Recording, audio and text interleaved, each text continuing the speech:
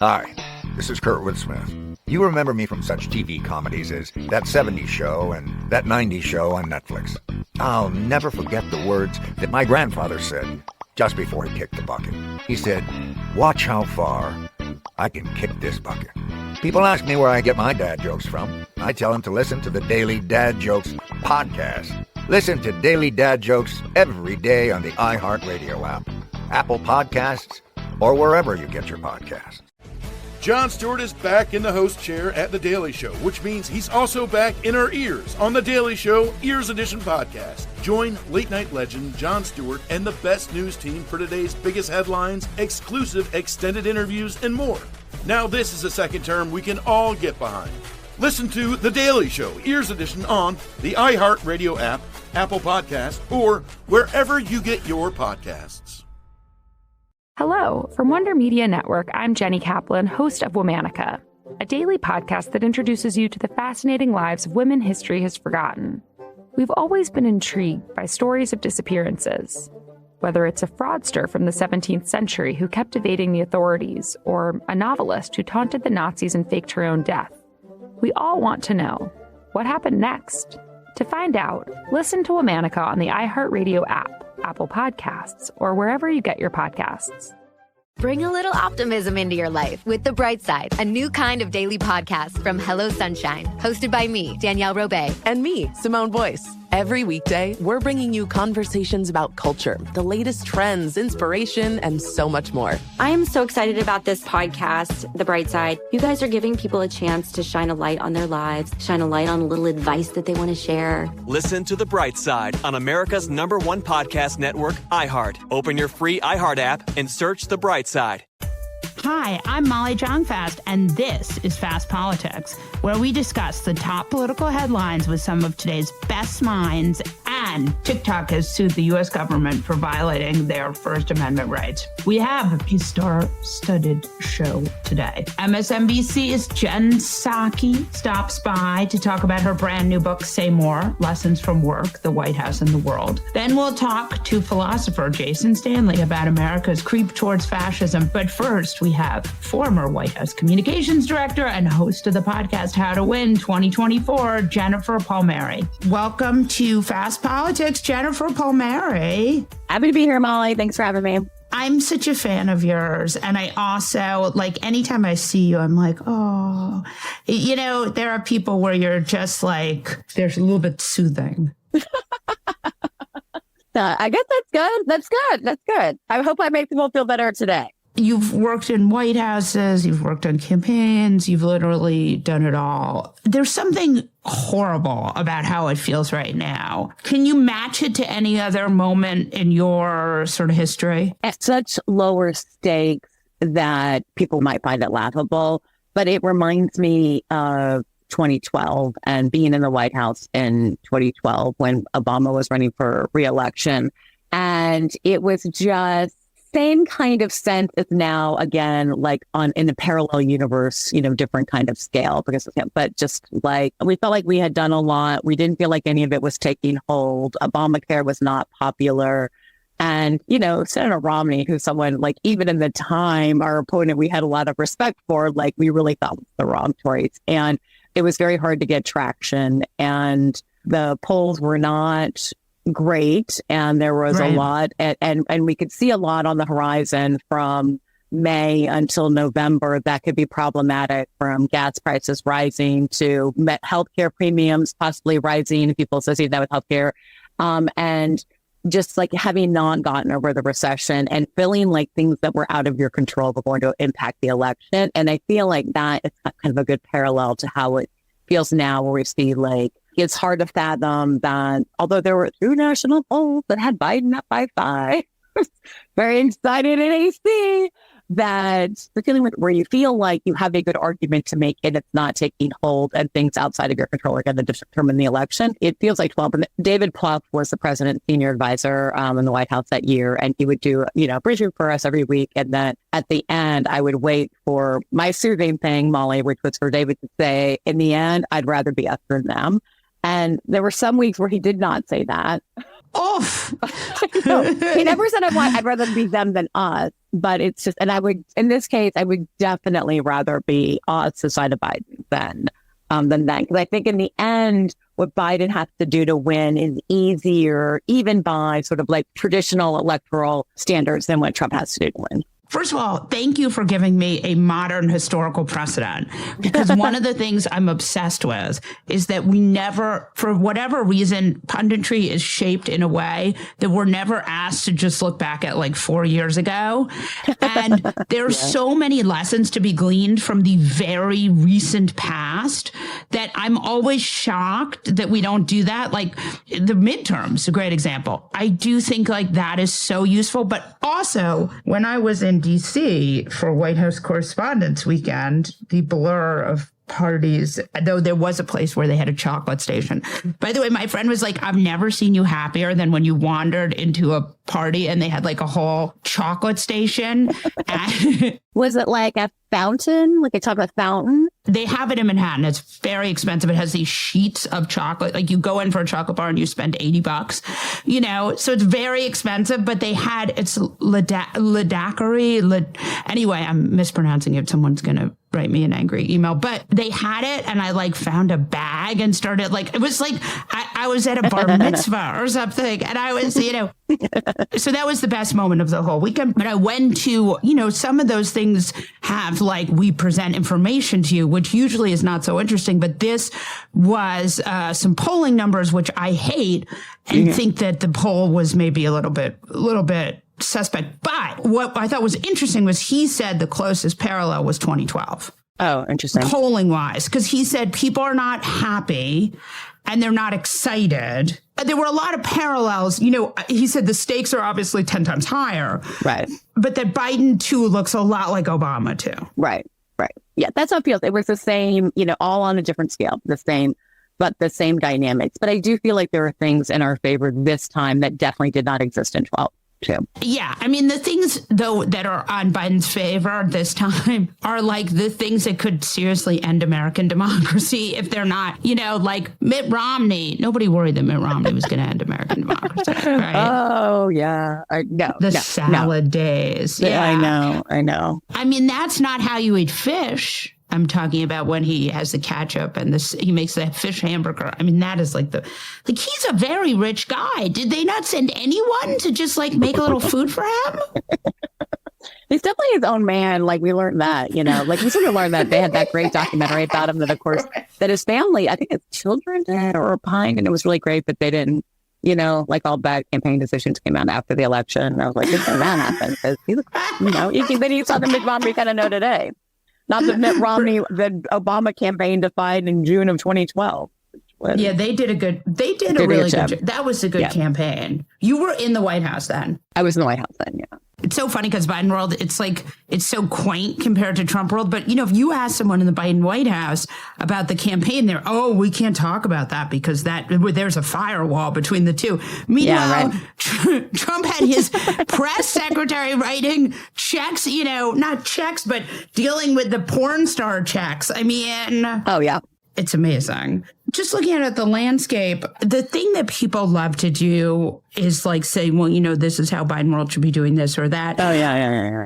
You actually know how to do that stuff. Most of the people working in the White House, I can't speak to everyone, but the people I know who work there are like some of the nicest people in the entire world. You know, it's like, it seems like a very kind of organized, you know, not very dramatic, you know, work environment, which is why people don't like to read books about them. But, right? I mean, because it's like pretty boring. But do you see anything where you feel like they're not doing it right?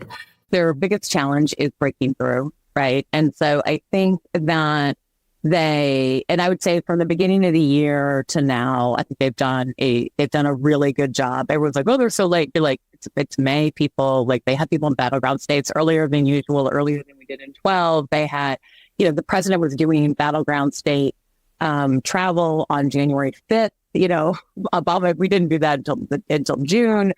They have a ton of money and they're using it really smartly, and the polls are moving, right? So like there's like proof of concept right there. And it is like, I'm sure there will come a time in the next 6 months where something terrible will happen or gas prices will go up or whatever, and like he will slide back down. But the point is, like, why people should feel good is that, you know, when they've had some runway of, you know, obviously the Gaza conflict is a huge problem, but they've had some runway to make their argument, and there's evidence that it is taking hold. So like that's durable. Okay. But the thing that I think that in terms of, because it's so hard for them to break through, if they try to go to places when they were doing events that were in direct conflict with Trump, like go to Waco, Texas, where he announced his campaign, everyone, like the scene of the Branch Davidian fire. Yeah, that was insane. That was insane. That was last April. He went there to announce his reelect, and, you know, the Jan 6, him and the whole bit, you know, go there to talk about democracy, go stand out instead of Jocelyn Benson's home in Michigan, the Secretary of State, where people were, you know, there, like had armed protests after the election saying like they wanted her to overturn Michigan election, to try to find the dramatic backdrop or something that's in direct conflict with Trump that will like let their argument puncture the bubble, because it is very hard. The one time where I felt like they really broke through and got to Trump was when Biden went to the border a couple months ago, I guess. He announced he's going to the border, and then Trump chases him to the border. You're like, great. And then polling showed that 63% of Americans blamed Trump and the House Republicans for the border security bill not getting passed. You know, so that it's like, I think if you have, you know, that is the one sort of tactic that I think would work that I don't see them doing always. VP did that. She went to Florida, right? That was the right thing to do. Somebody needs to be in Florida on May 1. I would go to some red states too, you know, particularly on abortion, because I think that women everywhere in America, even if you're part of the SEC, you have rights, and the President of the United States should have your back. And I think that, and that's the kind of thing that would break through as well. And Biden, I think ultimately, you know, part of why Biden will win is his decency, and you like for opportunities for that to come through. That just word keeps popping up a lot lately, and it's very true of him. I think that's a really good point. And that we have seen more of that. And by the way, every time we see that, when we see like, you know, them go aggressive, people in the mainstream media are like, oh. And it's like, you're running against a guy who wants to end American democracy. And you're like, and somehow, right? It's like, oh, Biden world is going, you know, oh, this is not, we're not used to this from Biden. It's like, we're not used to him wanting to win, so we don't all have to move to Brazil. I mean, the framing is insane. I know. I mean, I know. I've been dealing with it for 25 years. But, you know, I go back and read books, just like the Carter White House bitching about the New York Times, the Kennedy White House bitching about the New York Times. You know, Jimmy Carter saying like some dictator was attacking him in a third world country is like, oh, does this person work for the Washington Post? You know, the mainstream media likes to beat up on Democrats to prove that they're not really on our side. Okay? That is what it's about. Yes, that's what it's about. And that's a really good point. I mean, I was listening to this audiobook, now I can't find it, about how the right loves autocrats, because basically the history of the right and autocrats, it's funny because, you know, I had these, you know, my grandfather was this liberal writer who wrote for The Nation and for a lot of places, went to jail for the House Un-American Activities. People were mad at him because he was very late to disavow Stalin. I mean, my dad, he was the last living recipient of the Stalin Peace Prize. Okay, so mistakes were made. But when you look, I know, not good. My dad said he found it in the garage. That's amazing. What year was that he got it? What year was that? 1954. Oh, that's late to be getting the Stalin Peace Prize. Yeah. Yes, not good. So anyway, you know, even the Times with the autocrat stuff, like there is a sort of overcorrection on the part of the mainstream media. And I think that's a really important point. Yeah, I remember talking to somebody when I worked for all the way back when I worked for President Clinton, and they were giving us a really hard time about gas prices, the press were, and like what presidents can do to solve it. And I was like, I don't know. When H.W. Bush was president, I don't remember you all going all after, you know, Bush like this. And they're like, because Republicans don't intervene in the economy, and that's what you guys do. So we're going to give you a hard time about it. And I was like, okay, all right. I see like what, you know, more, you know, it's just sort of revealing why they're harder on Democrats. That's so interesting. Yeah, that's how they prove they're not really on our side. And I think they Democrats get held to a way higher standard than Republicans do. Like, why shouldn't the impetus be on Republicans to solve that problem, too? Why is the impetus only on Democrats to solve the problem? The Clinton White House, that must have been a complicated job. It was volatile. It was a volatile place. I loved it. That was kind of like my first family in politics. I just learned so much, and it was such an exciting place to be. And it was a sense of so much possibility. I mean, Democrats had not been in charge for so long. And both Bill and Hillary Clinton were such wonks that made it fun and exciting and thought anything was possible. I mean, we just had obviously like a roller coaster of a experience there too. So, I mean, talk about like, I've never had an experience again, even everything we've seen of like the ups and downs of the Clinton White House. It was awesome in every sense of that word. He was such a talented politician in a way that Democrats had not had talented politicians. Like he had this charisma that even though I think of Obama as a kind of gifted orator, of which we have not had since and may never have, Clinton had a certain kind of charisma that you just don't associate with Democratic politicians. He was like the person I met, and I thought all famous people were like that, had that kind of aura. And I came to realize it is something that is unique to him. But Democrats had not been, he got elected in 92. The last time a Democrat had been elected was 76. And even then, the Carter people were only there for 4 years. So it had really, that was sort of an aberration. So it really felt like nobody had been there since 68. So no one had any idea what they were doing. But it was a very thrilling time. And, lots of disappointments, obviously, all around. But like incredible. When you think about Hillary and sort of like in history, what happened there. I mean, it strikes me that the fundamental reason that she lost, besides Jim Comey, is that Democrats felt they had it in the bag. And like we saw that in 2022. Like when Democrats feel they have it in the bag, they do not have it in the bag. I went into that campaign thinking I was a great choice for the communications director because I've been White House communications director. I've been through so many things. I knew the Clintons well. And I was ill prepared, and then I had never worked for a woman, and no one had ever worked for a woman on that scale. And it's not that everyone is sexist, but just the unconscious gender bias that just blew us away at every turn. There's just something about her I don't like that no one could ever define. There's just something about her I don't trust, even though when you go through the litany of things I have questions about, from, Whitewater to emails, there's like nothing unprecedented or nothing that someone else hasn't done or nothing that people didn't really explain away. There's all that. But I think the fundamental problem was, it wasn't that Democrats were overconfident. We were very, we were really scared and worried. It was that no one thought it was possible for him to win.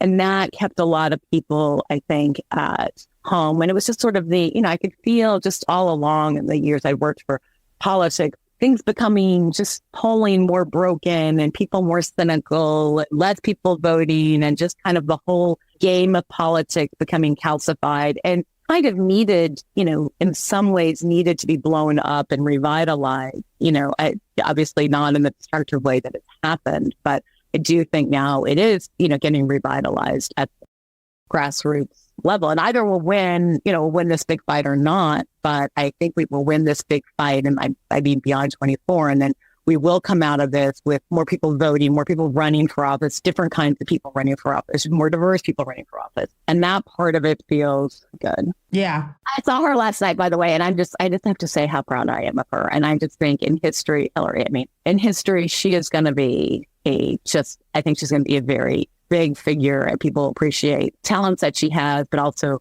what she went through in 16. And I think that she'll be rightly remembered well. Exactly. And also just super interesting. Thank you so much, Jennifer Palmieri. And tell us what the podcast is called. It's called How to Win 2024. How to Win 2024. And it's you and Claire McCaskill, and filled with a lot of really important insight and very modern history that none of us look back to ever. But can I say one thing that will make people feel better? Yes. To remember, to hold on Please. to when you're freaked out. It's like, here are the things to hold on to. Trump's job is harder, which is he has to get people who have never voted for him to vote for him. Biden's path is easier. He needs to get people who voted for him before to vote for him again. Biden's problem is people don't know enough about him, and he is spending money to solve that problem. And I think, that will work out. Abortion. Man, I saw it in 22. Like everyone, like I was out on the road and people are like, it's not really breaking through. It's like, I don't know. I just talked to 3 guys with 24-year-old white guys in Pittsburgh with Trump hats who said they thought the Democrats were going to win because of abortion. Yeah.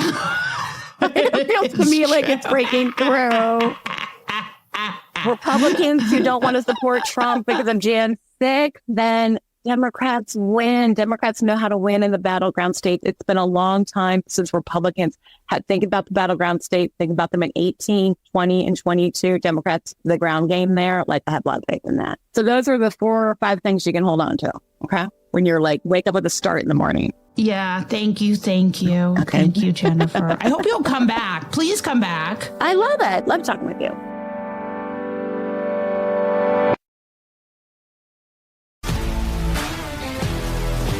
If you love sports and true crime, then there's a new podcast from executive producer Dan Patrick and hosted by me, Jay Harris, that you won't want to miss.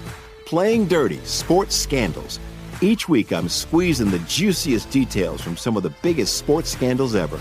I'm talking Marcus Dixon, Olympic gymnastics, Cain Velasquez, salacious Super Bowl-level scandals. Join me on the dark side of sports by listening to Playing Dirty: Sports Scandals on the iHeartRadio app, Apple Podcasts, or wherever you get your podcasts.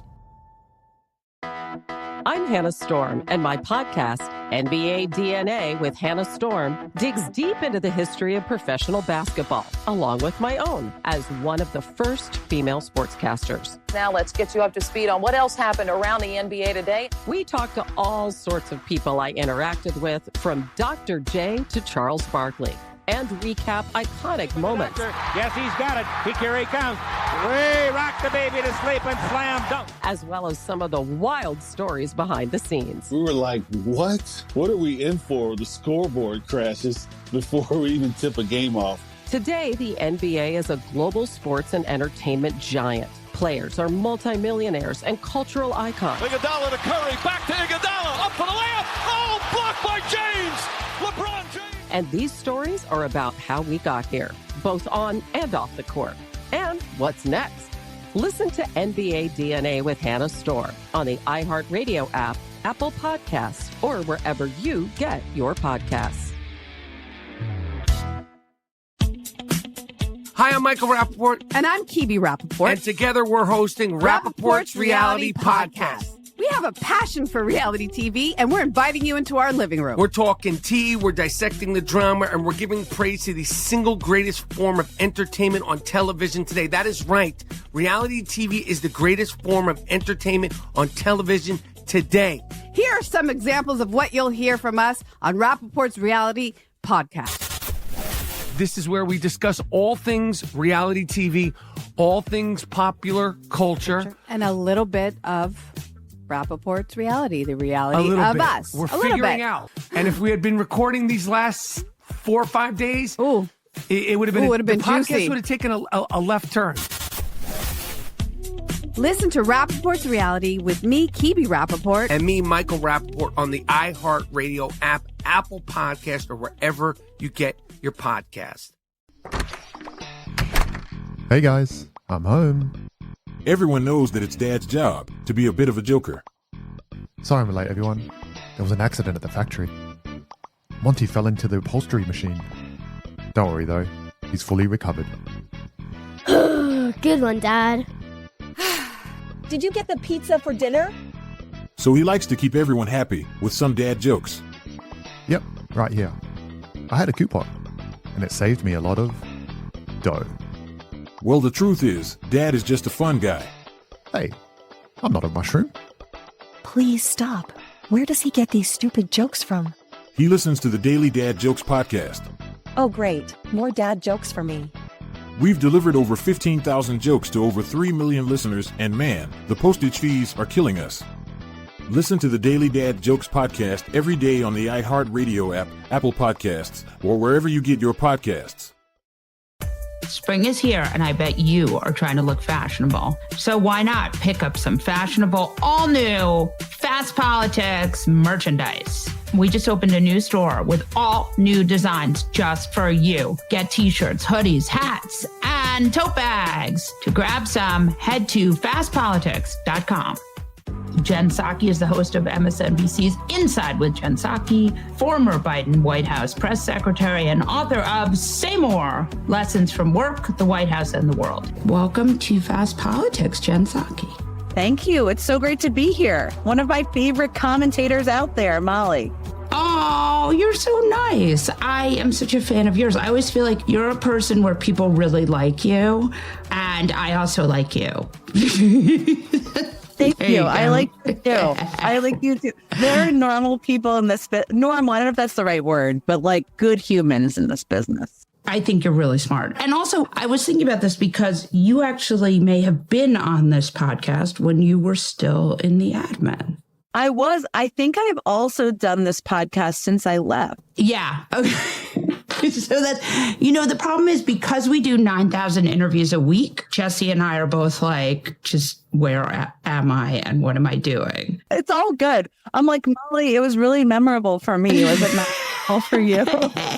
Kidding. And I had you on my show a ton of times and we've run midnight 1 a.m. extravaganzas together. So we're not. Yes. And you do a really fun streamer. So now we're going to talk about Say More.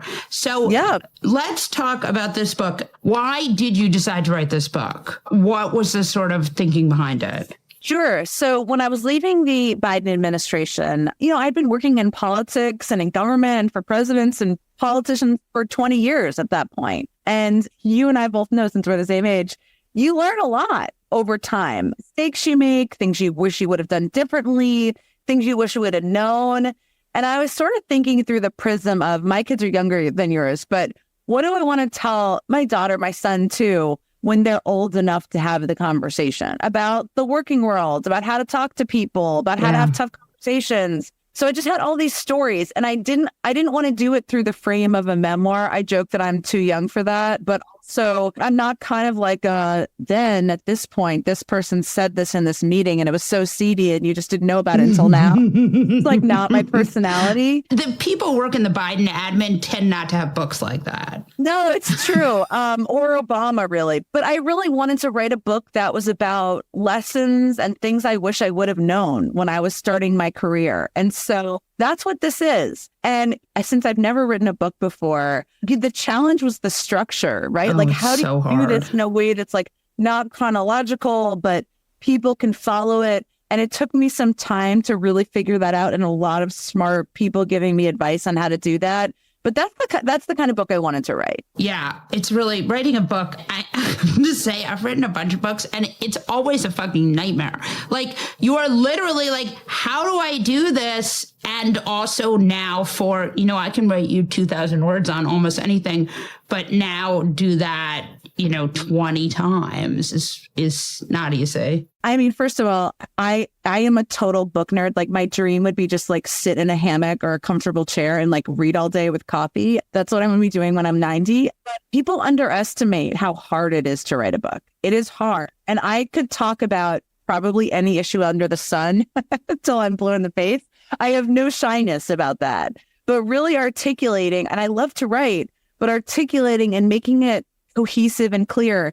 I have so much respect for authors, and I always have, but now even more so. Oh, yeah. I mean, I don't know. I just think that it's tough. And I also think the loneliness of it is really just crushing sometimes. Yeah. And just kind of thinking, am I making this clear? Is this a story that's accessible? I hope people, when they read the book, take away and feel like things are applicable to them. I mean, whether they're in politics or not. I mean, I don't think any MAGA people are buying my book. May they? Like, but even for people who love politics, there's lots of stories about politicians in there. People know. But a lot of things in there are more broadly applicable than that. And that's what I hope people's takeaway is when they read it. It's so funny because we're both 45. I think it's a weird age because you consider yourself to be young-ish. Yeah. But you know you're not young because there are people who are 20 years younger who are adults walking around. And it's hard as a woman. I had this feminist mother, so she spent all her time talking about like how hard it was to be, I don't want to say we're middle-aged because we still have a little runway, but... Very hip, Molly, first of all. That aside. I hate to say something positive here, but it does seem to me like society is a little more interested in us than they were 20 years ago. I think that's true. I also think, and this is just like, it's like self-benefiting our mutual age here, I am a much more comfortable in my own skin. I don't give a fuck about a lot of things. That means I can focus on the things that do matter. And that obviously applies to obvious things like kids and my husband.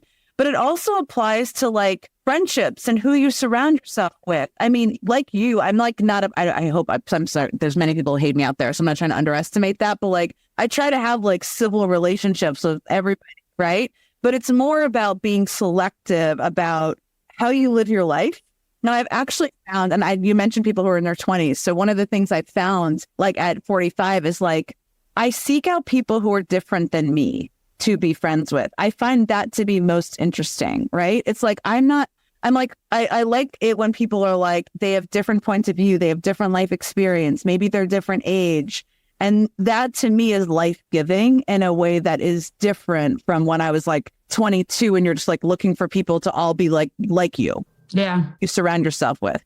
You're not in the admin anymore, but that job is a tough job and you were wildly popular in it. Why? Thank you. Yeah, sorry. But I mean, it's a tough question but it's something I think a lot about because as a feminist and also as a writer, I often wonder why, like, you have something about you and in that job you were quite beloved and that is not an easy job. And most people who have that job are not beloved. Thank you for that. I would say I know how I approach the job. And in a weird way, I mean, being in that job during the height of COVID was incredibly challenging in 1,000 ways.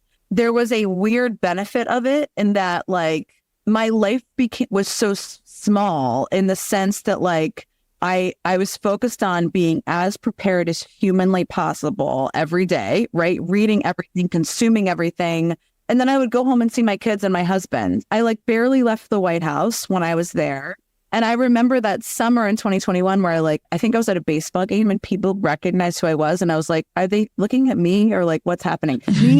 I just like kind of lived in what my job was. And I hugely benefited. And this is like, I talk about this in the book, but like a lesson, you probably have these too, Molly, is like, I was the runner-up for that job twice, right? Oh, and I didn't get it obviously either time. I think I knew this, yeah. And, the first time I was like relieved because I was like, Christ, I don't know how to do that job. And Jay Carney became the press secretary and that was the right choice and he was amazing at the job and all the things.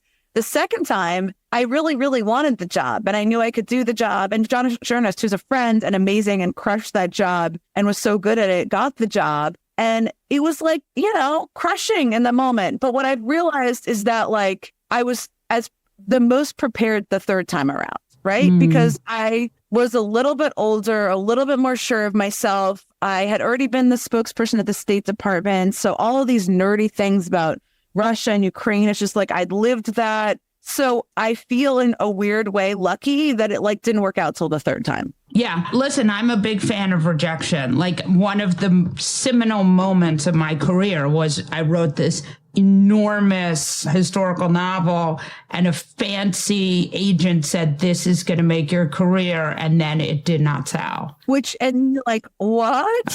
And then I went to an even less good agent and I was like, if I write something, will you? And she was like, she didn't quite say no, but it was basically no. And I was like, oh, and I was like 24 or something. And I was like, this part of my career is clearly over.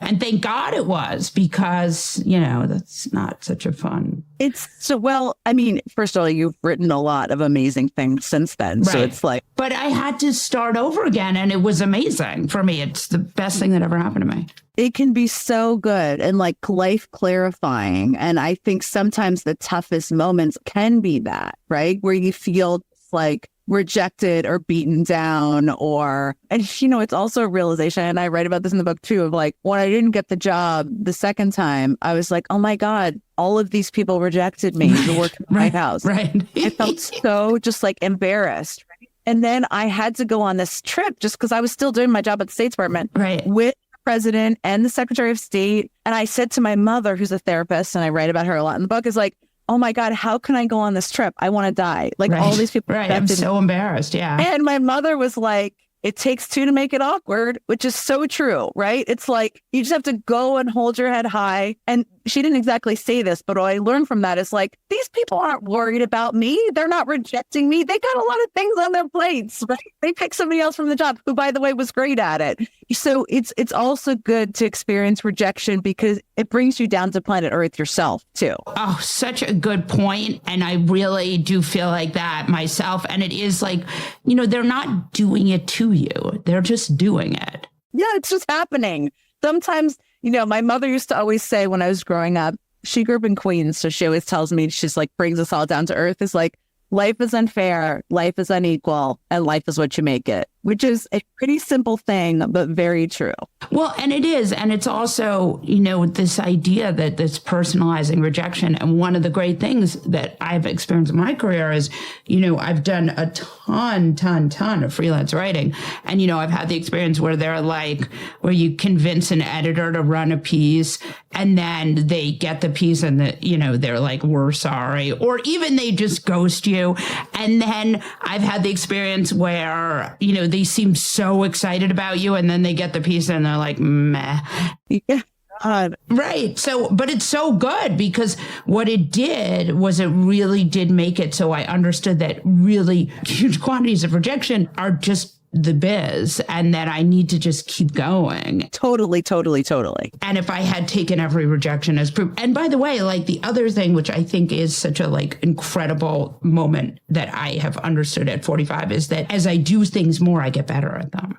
Oh, for sure. This is, you know, it's so interesting. And I'm sure you've lived this too, is like one of the things I talk about a lot in my book is about feedback and how it took me a long time. I mean, not that turning 40 was like some marking point, although sort of maybe, to really aggressively seek feedback from people, in part because I think when I was growing up in politics, I mean, by growing up, I mean in my 20s and early 30s, and I had a lot of jobs where I was seen as young for the job, right? And so you don't want to almost expose yourself as somebody who recognizes they're not perfect at the thing they're doing. It's like, I can't seek feedback from people because then I'll expose myself, right? And what I've learned is that feedback is what makes you better. And once you get over, and this is what rejection teaches you, once you get over this notion that like we all can always be improving, we're all works in progress, it's super helpful, you know? And if you can create a forum for feedback, I mean, I go through ebbs and flows of this, but since you know my whole show team, it's like I go through periods of like harassing them for feedback, right? Like, what could have done better? I wish I would have done this better. Yeah. You know, and it's like every show you think that. And then once you're free of like, oh, it's okay if people like criticize me. It's very freeing. And it's also so helpful. I mean, yes. Ali Vitale and I were texting because I watch my hits, which is like so masochistic, but you don't do it because you want to feel bad about yourself. You do it because you want to see what works and what doesn't. People have to watch their hits. You have to. It's painful. It's so harsh. But anyway, yes, I love feedback and I think it's really helpful and relevant and also important for the experience of getting better at things. I agree completely 100%. Talk to me about like one of the things that when you talk to Democrats, they have a lot of complaints about how Democrats message, right? Here we have this administration has done climate, has done a lot of legislation, which is kind of like FDR level stuff, right? Bringing chips and, you know, just federal money for Medicaid. I mean, stuff that is amazing. I don't agree that Democrats message badly as much as like it's a war against fake news and news avoidance and people who are, but I'm just curious what you think. And also like answer this question for me, because this is the thing I've been obsessed with. Country of 330 million people, more probably, like only a couple million read the newspaper. Well, yes. And I love a good printed newspaper. I'm like old school in this way. It's like when I'm on a long flight, not with my kids, I love to have one with me. Right. The circulation of these newspapers, if people saw the numbers, would shock them. They are tiny. Even cable news, which you and I both passionately love, it's not a huge group. But much bigger than newspapers. Yeah, that's right. It's true. There's a couple of things at play in this moment. One of them is the biggest political story in a presidential election year is the presidential election, right? And one of the candidates is sitting in a courthouse because in only one of his criminal trials. People can criticize coverage of that, too much coverage, all of that. It's a debate to be had, but it's also a historic moment. Now, that is clouding out the sun of any Biden storyline because it's a historic moment for the bad, right? And that's a challenge if you're sitting in the White House. This is not a normal time where it's like Mitt Romney and Barack Obama getting equal time to debate their Social Security plans. That's not the world we're living in, right? So that's a reality. Now, what I think is also true is that what the campaign is doing, and I don't see all of this, is trying to meet people where they are, right? By doing a lot of digital organizing, by doing a lot of paid media. What the impact of that will be, we won't know till November, but that is how you break through the clouds in some ways. What I also think, though, is true, which is a warranted criticism. I think it's a little over-torqued. I have actually, somebody sent me a mug it was NACP, not a comms problem. I say this all the time. It's like people would be like, when I was in the Obama administration, people would say that about like Syria. I'm like, no, it's not a comms problem. You're like, it's like a brutal civil war. Right. Go on. It's a brutal civil war. It is not a comms problem. And that does happen. But what I also think Democrats, not every, there are certainly exceptions to this, could be better at is speaking in a way that is accessible English. I actually read a whole chapter in my book about this because it's like Democrats, one of the reasons I love Democrats, they're like intellectual nerds. You know what I mean? You and I are nerds too. We are very much. It's all relative, right? Like we're cooler than maybe the average nerd, but Democratic nerd. I don't know, maybe not convinced. I have a C-SPAN sweatshirt. I would have one if they would give me one. I'd wear it. But it's really good. I mean, but it's so good. I love PBS. Anyway, but sometimes Democrats speak in a way that is so intellectually elite. It's not, and I'm not saying dumb it down. I don't think the American public is stupid, but like speak in a way that like there's an entry point for people, right? I mean, it's like, and this is something actually that I think is a superpower of Joe Biden. I don't think he's like going to go down in history as like the number one orator of presidents, but I do think he speaks in a way that is accessible. And that's important. And sometimes when people are like out there like, well, the Squad and the Paris Climate Agreement, it's like people are like, what are you talking about? I'm living my life here. And that's an important lesson, I think, to learn that Democrats could improve upon. Yeah, no, I think that's the right answer. And again, there are some things that are just real things in the world, like the carnage in Syria. And they are not comms problems. They are like actual humanitarian crises. So I thought it's a really important point. Thank you, Jen Psaki. Oh my gosh, Molly, I'm such a super fan of yours. I always look to see what you write. So thank you. Jason Stanley is a philosopher and professor at Yale, as well as the author of How Fascism Works. Welcome back to Fast Politics, my buddy, Jason Stanley. Thanks so much, Molly. Great to be in conversation with you. I'm so happy to have you, fancy Yale professor. Before we started, we were just talking about, you were like, what are we going to talk about? And I was like, the death of American democracy, the hopefully not death of American democracy. But you were saying Putin was selling your new book. Discuss. So Putin just said wars are won by teachers. And my new book is called Erasing History, How Fascists Rewrite the Past to Control the Future. And it's about how when you're trying to establish authoritarianism, you really want to attack the schools. You really want to delegitimate democratic education. You want to delegitimate any narrative that speaks against the glory of your country.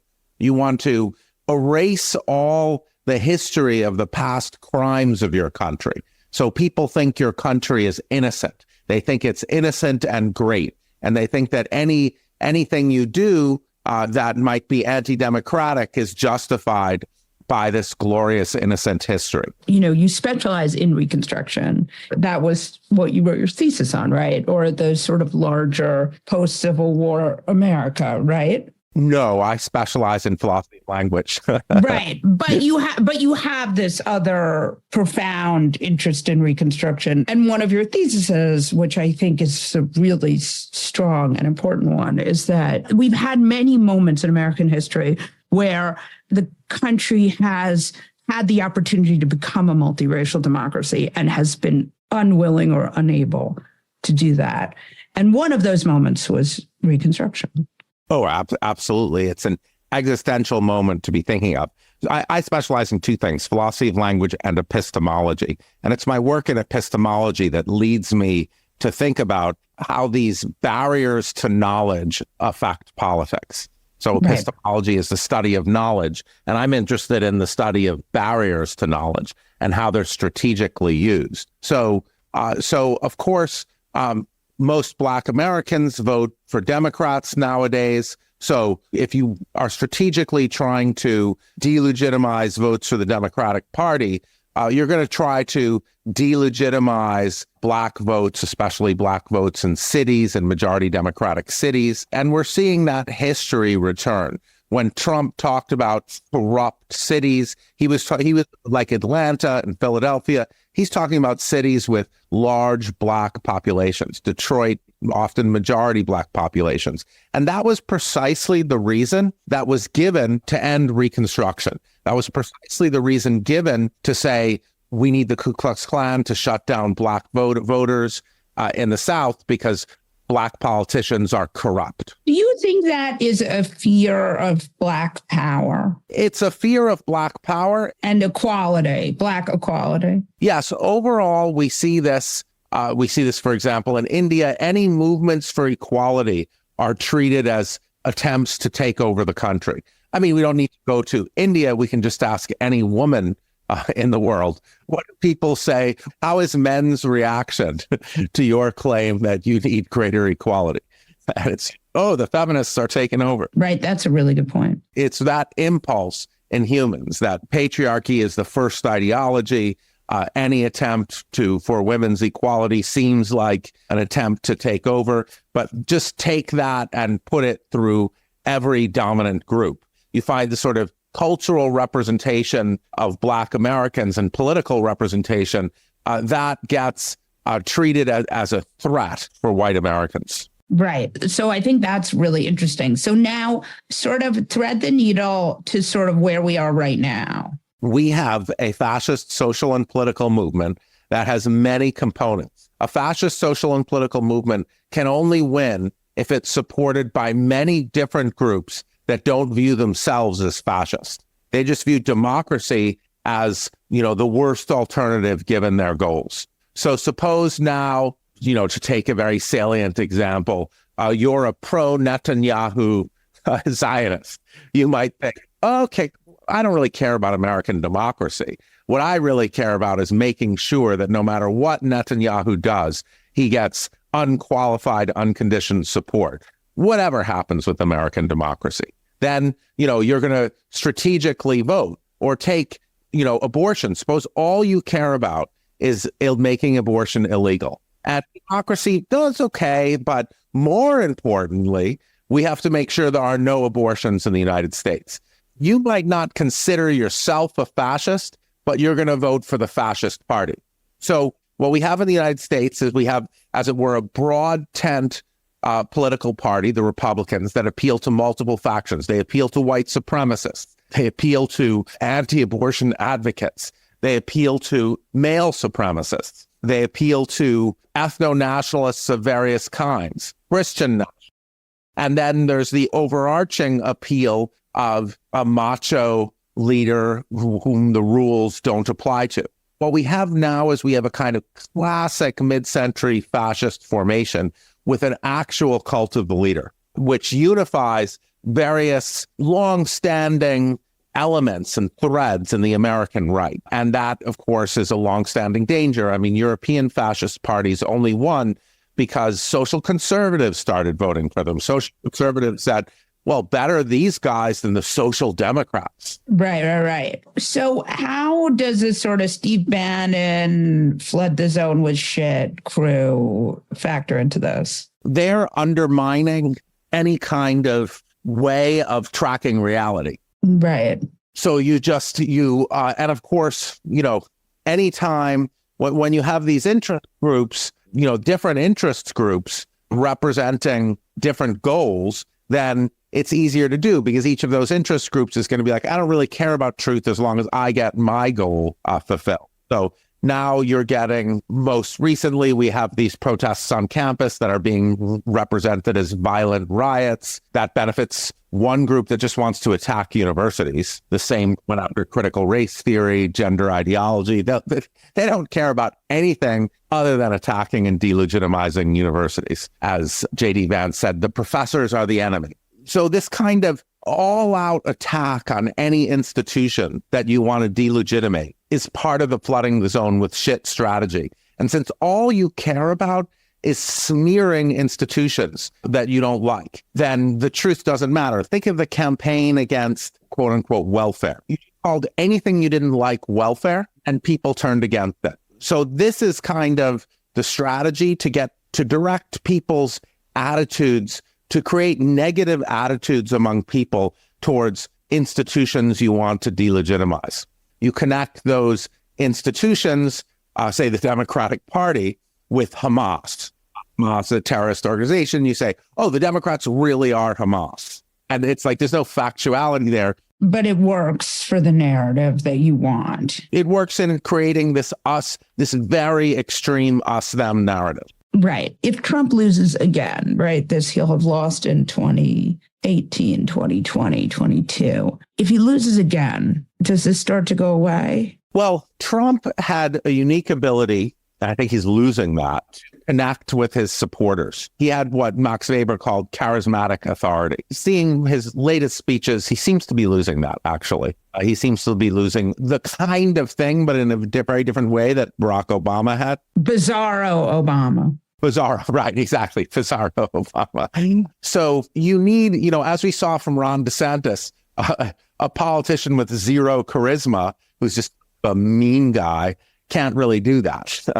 Trump is an unusual figure. It's hard to predict whether you could have such a charismatic person come and sort of get Americans. I mean, I used to find Trump funny. Right. No, of course. I mean, that's the secret of Trump. I mean, that's like Mussolini, right?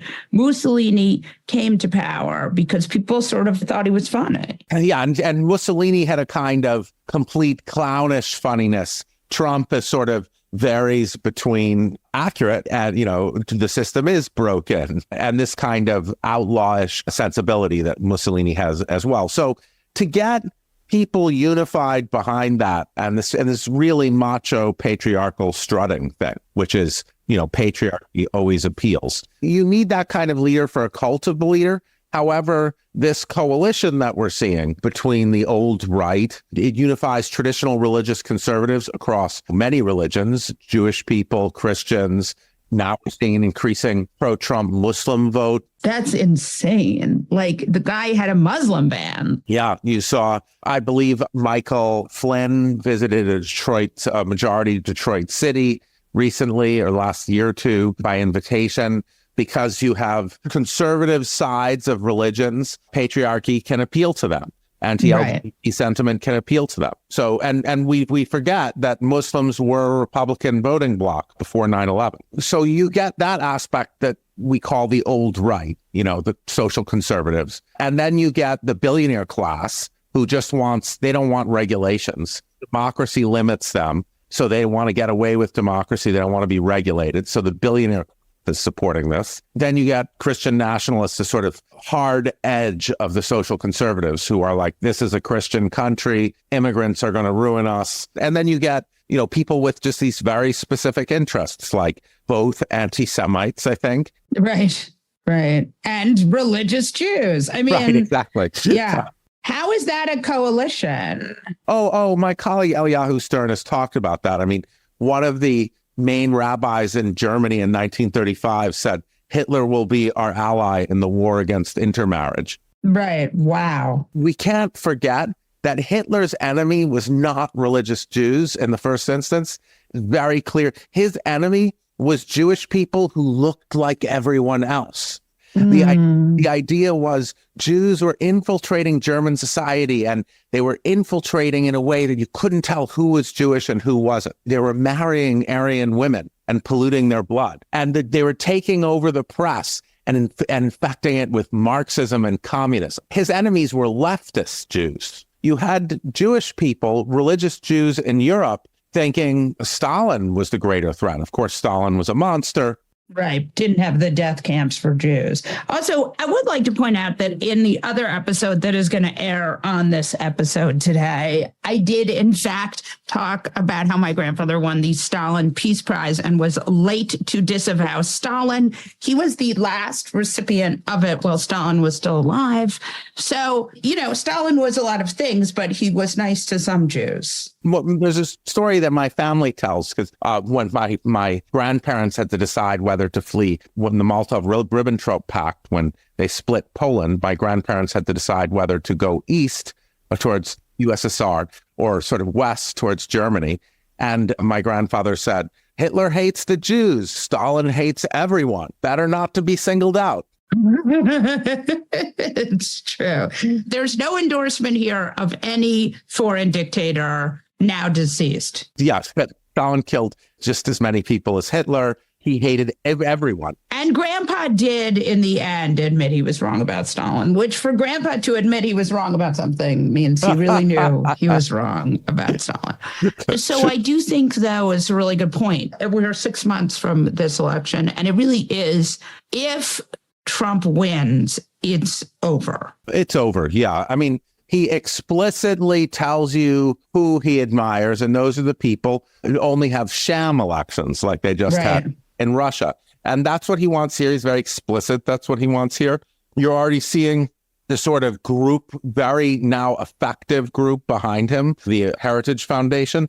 You're seeing publications like the American Conservative endorse Trump for 2028, talking about how, the two-term rule is just as anti-democratic. Right. So we're already seeing the brain trust, the new brain trust. The difference now is that there is a whole fascist intellectual cadre behind Trump now.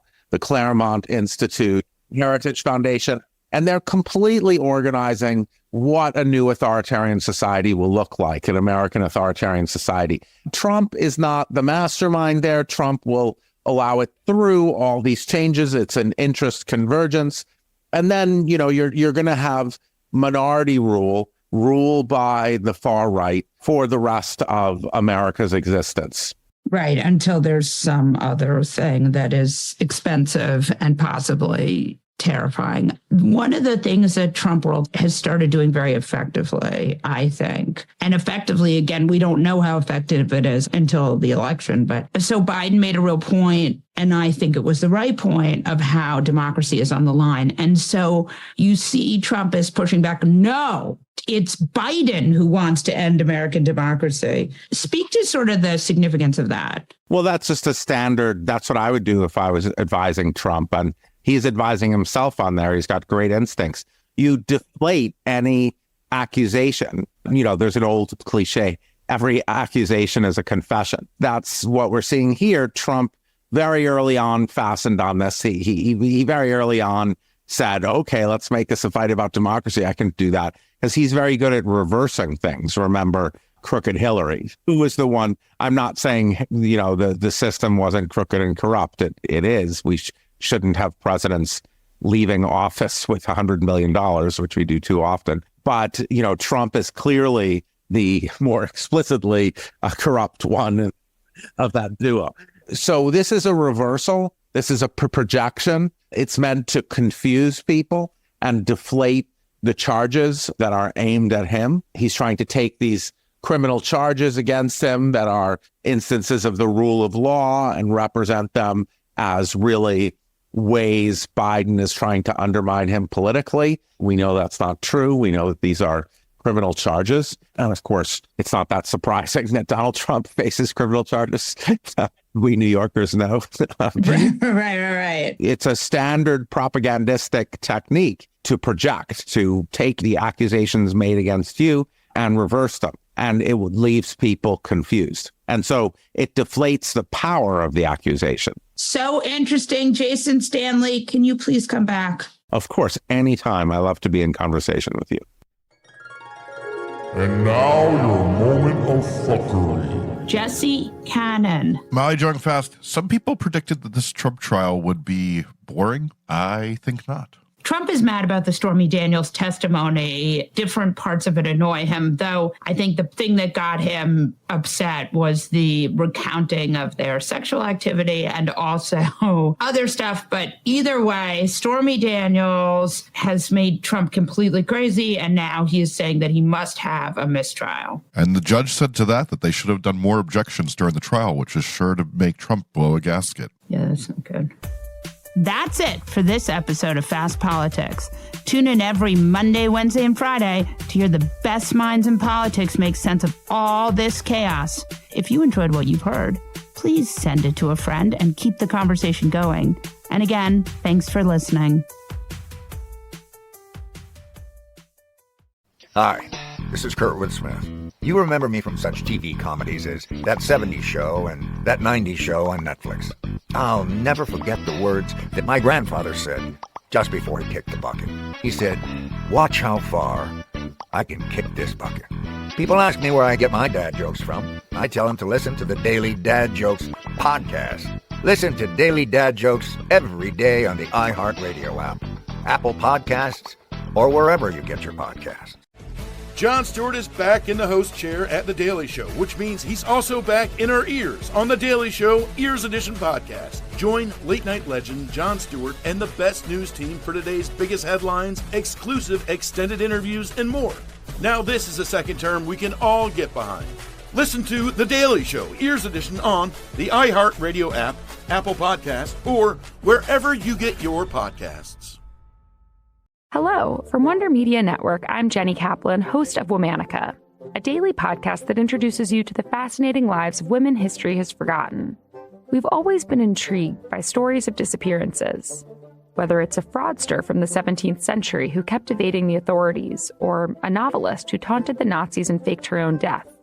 We all want to know, what happened next? To find out, listen to Womanica on the iHeartRadio app, Apple Podcasts, or wherever you get your podcasts. Bring a little optimism into your life with The Bright Side, a new kind of daily podcast from Hello Sunshine, hosted by me, Danielle Robay. And me, Simone Boyce. Every weekday, we're bringing you conversations about culture, the latest trends, inspiration, and so much more. I am so excited about this podcast, The Bright Side. You guys are giving people a chance to shine a light on their lives, shine a light on a little advice that they want to share. Listen to The Bright Side on America's #1 podcast network, iHeart. Open your free iHeart app and search The Bright Side.